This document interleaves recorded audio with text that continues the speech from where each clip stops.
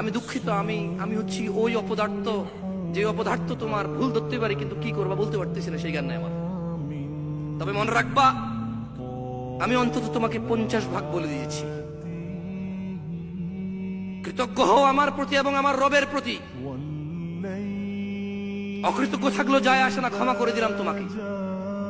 কেউ তোমাকে বলছে না তুমি ভুল করছো, আমি তোমাকে বলছি তুমি ভুল পথে আছো। হ্যাঁ, তাহলে সঠিক পথ কোনটা আমি জানি না, বাট কৃতজ্ঞ হও, অন্তত বলেছি যে তোমার 50 ভাগ বলেছি ভালো আমি। কেউ তোমাকে 1 ভাগও বলছে না ভালো।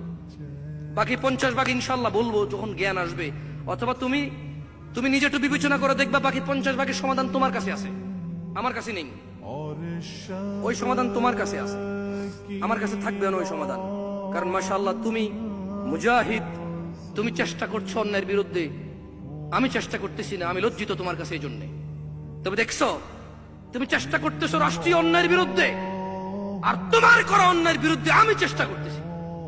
তুমি যদি চিন্তা করে দেখো, আমি হয়তো ব্যাপকভাবে চেষ্টা করতেছি না, বাট ন্যায়পরায়ণ সাহসী অন্যায়ের বিরুদ্ধে যেই ছেলে তার জীবন উৎসর্গ করতে রাজি, ওই ছেলের ভুলগুলো আমি ধরতেছি, যাতে সে আরো নিজেকে উন্নত করে, যাতে সে আরো পারফেকশনে যায়।